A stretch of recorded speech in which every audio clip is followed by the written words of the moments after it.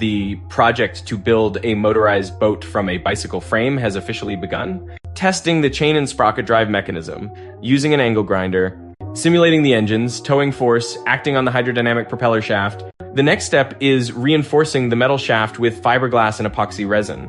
The main materials include a 4-stroke straight shaft gasoline engine, specialized 2-component epoxy resin, and a roll of reinforced fiberglass cloth. Starting to craft the hull from a high-density EPS foam block, meticulously measuring and marking lines with a steel tape measure. A utility knife is used to cut the foam into sections according to the design profile. The foam sections are then layered, glued, and compressed using the weight of wrenches.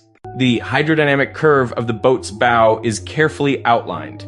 A small jigsaw blade is used to remove excess foam, shaping the optimal water-cleaving bow. The stern is reinforced with wooden plywood to withstand the static thrust of the propeller. A hot wire thermal cutter is deployed to precisely trim the beveled angles. The boat's sides are beveled to optimize friction resistance while gliding over the water. Sandpaper is continuously hand-rubbed to smooth the entire surface of the foam hull. Proceeding with the composite coating, the diagonally woven fiberglass cloth is spread evenly to hug the hull. Epoxy resin, mixed to the standard ratio, is heavily brushed onto the fabric's surface. A paint roller continuously squeezes out air bubbles, ensuring the resin fully permeates. This process creates an incredibly rigid and fully waterproof composite shell. A central groove is cut along the bottom of the boat to install the galvanized pipe encasing the propeller shaft. The galvanized pipe is secured, welded with support brackets, and firmly coated with reinforced composite.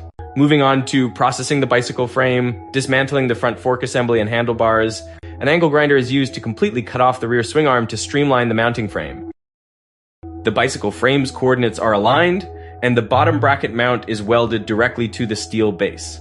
The 2 rear chainstays are buried straight and locked tightly with epoxy resin into the foam hull. Dissecting the gearbox assembly from an old motorcycle engine block, extracting the spline secondary shaft, assembling needle bearings, and connecting a universal joint to the shaft end to transmit power at an angle. This universal joint clutch assembly is securely bolted onto a pre-machined steel baseplate, installing a rubber seal into the propeller tube head under the hull to prevent water ingress, ensuring a tight seal. Threading the stainless steel drive shaft through the tube, with the other end tack welded to the second universal joint mount. Recycling an old aluminum engine casing, using an angle grinder to bevel the flange, using high current arc welding rods to melt and gouge out a central hole.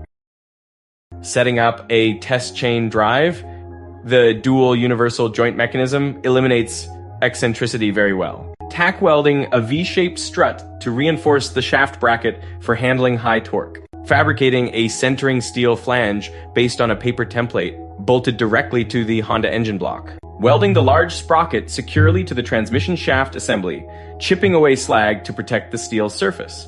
Assembling the transmission block onto the engine flange, aligning for absolute concentricity. Tapping it tight with a hammer and tightening the countersunk bolts to lock the engine shaft locating mount. Installing the small drive sprocket onto the output shaft and attaching the heavy-duty double roller chain. The sprocket gear ratio was calculated by the engineer to optimize low-end towing force. Finally, filling it with specialized 4 tons completing the 4-stroke lubricating oil fill into the engine block, ensuring optimal lubrication for the mechanical components.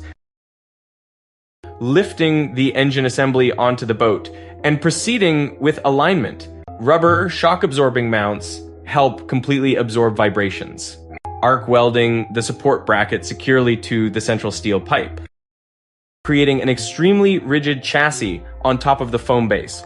A threaded tie rod is installed, acting as a chain tensioning mechanism, connected to the transmission base with solid welds.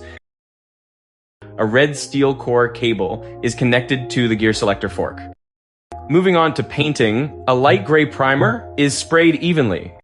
Putty fills in the imperfections around the propeller shaft area. Wet sandpaper polishes it to create a hydrodynamic flat surface, spraying the final gloss coat, applying masking tape to shape the borders. Orange paint stripes highlight the boat's personality. The intermediate drive assembly is bolted to secure the top mount. attaching the double roller chain, connecting the engine sprockets, and securing the master clip, reinforcing the engine base with multi-directional rubber shock absorbers, lowering the engine block precisely, and using a wrench to tighten the mounting bolts. Underneath, the propeller is hammered tightly onto the propeller shaft mount. An angle grinder cuts and slits a steel plate to shape the tail rudder. The steel plate is welded to a round shaft, creating the rudder system. A red plastic bushing is wedged tightly into the bicycle's head tube. The black steel handlebars are locked securely with Allen bolts. Drilling through the bicycle frame to route the steering cables, a T-shaped control arm is welded together to act as a rudder pulley. 2 steel cables are hooked to both sides of the rudder shaft, fine-tuning the turnbuckle cable tensioning system to eliminate all slack, adjusting the clutch cable on the gear with a wrench for smooth shifting. An aluminum brake lever is screwed directly onto the bicycle frame. Wiring the electrical system, the ignition relay is mounted to the side of the engine. The wiring is connected to a 12 volts glow bleed acid battery. A small kill switch assembly is stripped and wired with copper wire, using pliers to clamp this switch onto the top of the handlebars. A motorcycle-style twist throttle is slipped onto the right side of the handlebars. The extended steel throttle cable is carefully routed into the throttle body mechanism, checking the return spring on the carburetor to ensure the throttle is responsive. The choke lever is mounted on the left, with its cable connected to the carburetor. Crimping the lead cable lock tightly with pliers, ensuring it won't slip. A comfortable bicycle seat is mounted onto the seat post with a quick release clamp. Steering test, handlebars turn left and right, the cables pull smoothly. The tail rudder responds with precise turning angles without catching. The clutch gear meshes perfectly, just twist the throttle and it's ready. The on-off switch assembly and clutch lever work perfectly on the handlebars. The bicycle frame motorized boat masterpiece is complete with an incredibly unique appearance. The Honda GX engine, combined with the bicycle frame structure, creates an impressive hybrid machine. During the test start, the chain drive transmits powerful torque down to the secondary shaft. The gear-shifting clutch mechanism disengages smoothly, instantly cutting power to the propeller. The double roller chain sprocket ensures no load slipping when the engine roars. The overall elongated hull design promises excellent wave cleaving and balancing capabilities. Actual water testing. The boat glides incredibly smoothly and effortlessly. The propeller, submerged deep, churns the water, creating thrust that propels the boat quickly forward. The steering angle is extremely agile, with the cable system accurately responding to every twist of the handlebars. The flat bottom design helps the hull glide smoothly, minimizing hydrodynamic drag. The boat's center of gravity is evenly distributed, with the perfectly balanced driver on the bicycle seat in total control. First-person footage shows the exhilarating driving experience weaving through the mangroves. The roaring gasoline engine provides abundant towing power, maintaining a stable planing speed. The maneuverability in tight spaces is highly impressive thanks to the thin-beveled rear rudder. The drone captures the moment the boat tears through the water on the large lake, leaving a long wake. The angled bow works extremely accurately, tearing through the foam without resistance. The estimated top speed is quite impressive for a homemade composite foam hull platform. This is the perfect combination of mechanical passion and boundless creativity.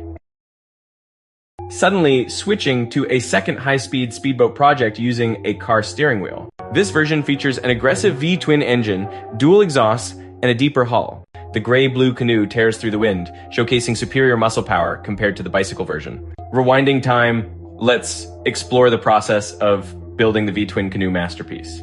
Similar to the previous process, the EPS foam core is measured, trimmed along the edges, and glued together. Mixing pure epoxy resin with hardener, brushing it on heavily to bond the foam boards. Pressing fired bricks onto the surface to increase compression, completely expelling excess air bubbles.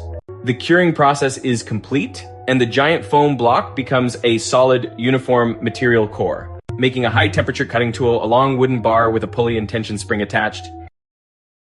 The nichrome resistance wire is pulled through, clamped tightly, and connected directly to the welding machine cables. The short circuit current heats the nichrome wire, glowing red, turning the tool into a sharp thermal saw blade. Two mechanics coordinate rhythmically, dragging the thermal saw blade across the massive foam block. The thermal cut leaves an extremely smooth surface, accurately following the hydrodynamic curved lines. Using a long aluminum ruler to mark the hull's shape line, preparing to bevel the edges. The composite coating stage begins with the cross-woven fiberglass cloth completely covering the bottom, stretching the fabric evenly to prevent wrinkles, preparing for the resin infiltration process. Epoxy resin mixed to the standard hardener ratio is poured and pressed tightly into the fibers using a roller. The resin rolling technique requires even hand pressure to cleanly push out air bubbles, creating a rigid film. The core foam block is now encased in an incredibly durable fiberglass armor. The hull is paneled with thin plywood strips, curved according to the aerodynamic contour, using positioning glue and small triangular supports to hold the plywood shape, measuring and paneling the left and right hulls symmetrically, creating a splash guard for the cockpit. A disc sander carefully trims the wood edges, creating a smooth transition to the foam hull. The wooden hull paneling is further reinforced with an additional layer of fiberglass and epoxy. Moving on to the heart of the canoe, the powerful 18 horsepower Vanguard V-twin engine block, fabricating the dual exhaust system. The steel pipe is heated, bent, and meticulously welded. An angle grinder bevels the exhaust pipe sections to create a Y-joint that optimizes airflow, using an arc welder to tack solid joints, connecting the exhaust pipes of the two cylinders. The V-twin engine is flipped upside down to modify the base, directly welding positioning flat steel bars. The universal cross-joint assembly is fitted straight onto the engine crankshaft for power transmission. The galvanized steel pipe enclosing the drive shaft is threaded through a thick rubber gasket to prevent water intrusion. The engine is lowered into the boat compartment, test fitting the propeller position, extending out the stern. The engine mount is temporarily tack welded using an arc welder right on the composite floor.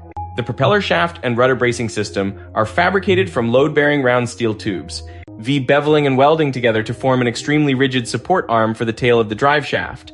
Is less than item, is greater than. The steering column is fitted with a cable pulley assembly to control the direction of the tail rudder. Is less than, item is greater than. Integrating an additional vertical exhaust pipe, carefully reinforced with welds to withstand exhaust gas pressure, is less than item, is greater than. The boat floor surface around the engine area is poured with epoxy resin and covered with thick fiberglass. Is less than item, is greater than. The composite layer reinforcing this area helps evenly distribute the tremendous vibration from the V-twin block. Is less than, item is greater than. The comprehensive painting stage.